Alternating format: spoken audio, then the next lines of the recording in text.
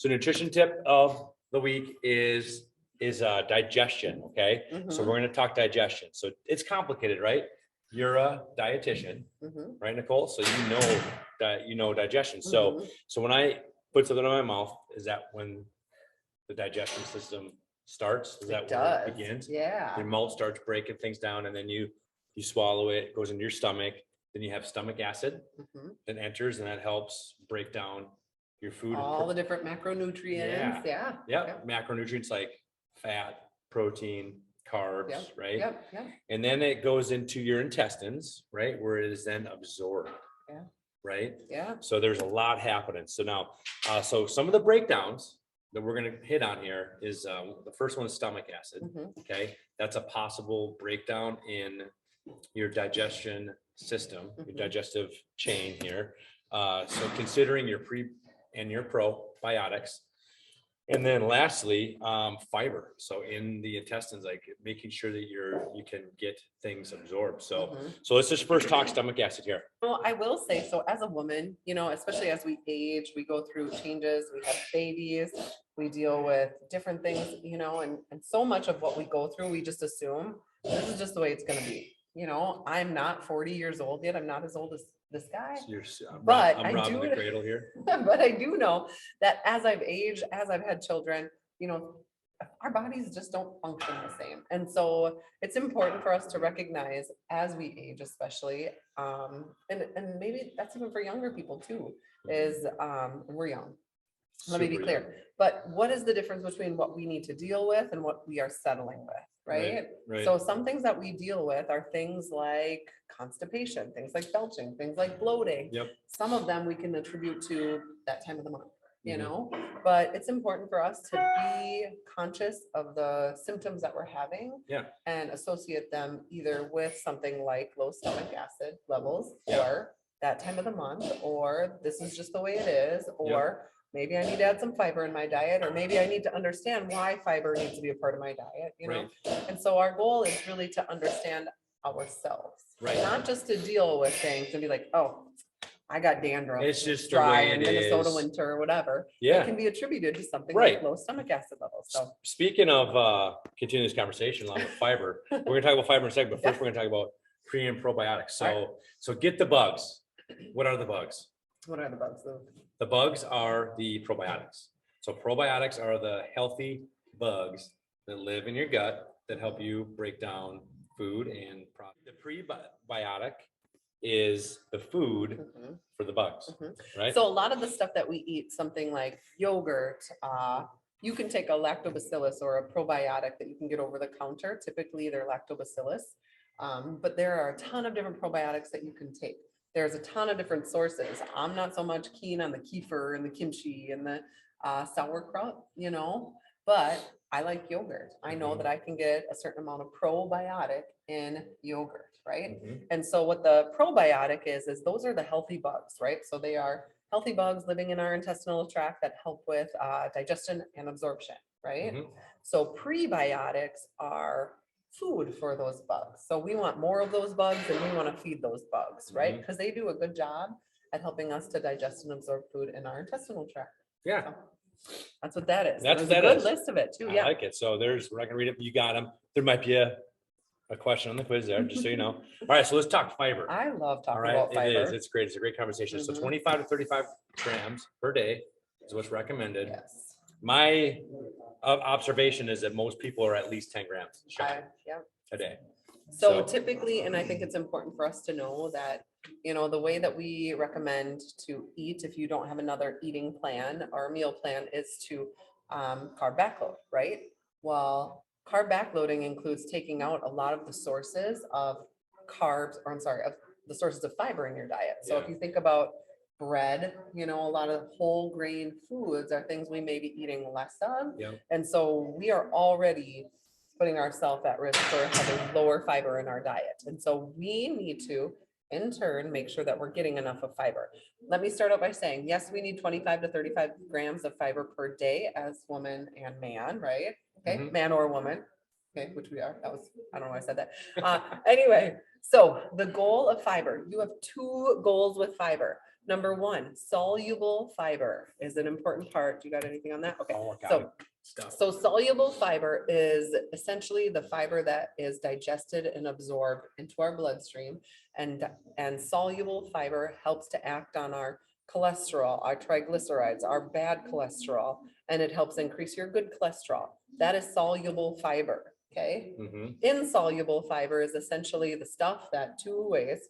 So it comes out looking the same way that it looked going in, right? And it adds bulk to your stool. So people want to have fiber because you want to have a formed stool. This is right. Yeah. It's important to have a formed stool. So people that have constipation, oftentimes what I hear is, oh, I'm taking fiber and I just can't go. Well, if you think about it, if you already have bulk in your stool and then you're adding bulk to your GI system, to your low intestinal tract, to your colon, you don't want to do that, right? So there's a place for fiber, but if you have constipation issues, let us know because we can work through that, man. We can talk about poop all day, right? Yeah. But we want to make sure that Especially if our kids are around. That's true. That's a whole different ballgame. It's different. But we want to make sure that you have fiber for a purpose. We need 25 to 35 grams of fiber per day in order to help with those cholesterol levels and in order to have healthy bowel movements, Yep. right?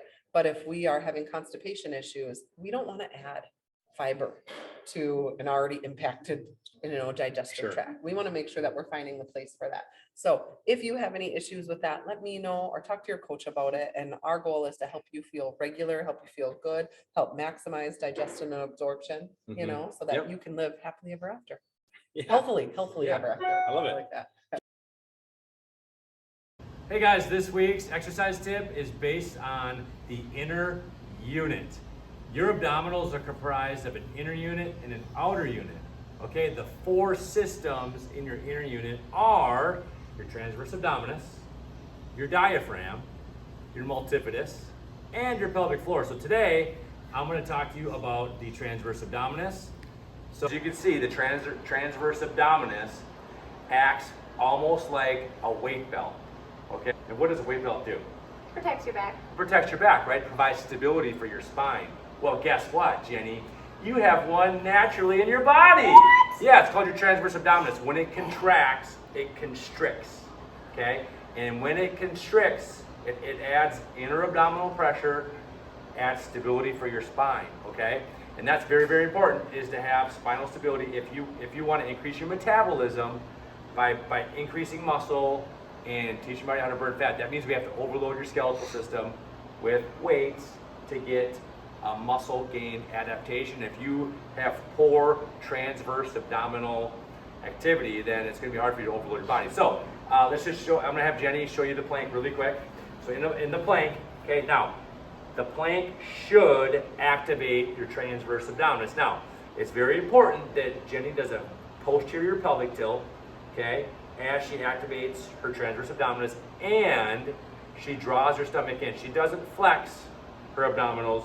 She just simply sucks her belly button closer to her spine. Oh, hey, Nate. Oh, hey. Hey, how'd it go in there? I've had better days. Oh, really? Yeah. Well, maybe it's time you and I have a talk. Yeah, probiotics. So just getting the good bugs in your stomach, making sure that you can digest the food well enough for your body to absorb all the nutrients. You can have a healthy diet, but if your gut's compromised, you're not going to get full absorption of that expensive healthy diet that you're eating. Yeah. So the herbal cleanse system that Advocare has available there's two components to it, actually three components. In this box, this is the herbal cleanse container, and in this container has probiotics, which Nate talked about. Those are yummy. Yep. Don't chew them, just swallow them. And then these are the cleanse capsules, and this is, definitely do not chew these. There are digestive enzymes, there's wheatgrass, there's kidney cleansing properties, and this is as well as liver cleansing properties. And so how you follow this program is very simple. It comes with a sweet little instruction cards. So what you'll do is, Nobody reads the instructions. I know, you just throw toss those it. You away. just toss it. You don't need those. So the first thing you'll do in the morning, is have your probiotics before any meal. So 30 minutes before a meal, Okay. probiotics, okay? Drink it with a spark, okay? And then right before your meal, so immediately before the meal, you're gonna have a fiber packet right before your lunch, okay? You're gonna slam this down and say you have it in a shaker bottle, 20-ounce shaker bottle. Slam it down, immediately fill that shaker bottle up full of water, and then you slam that down as well, okay? Slam it down. Slam it down. Step 3, herbal cleanse, right before midnight time.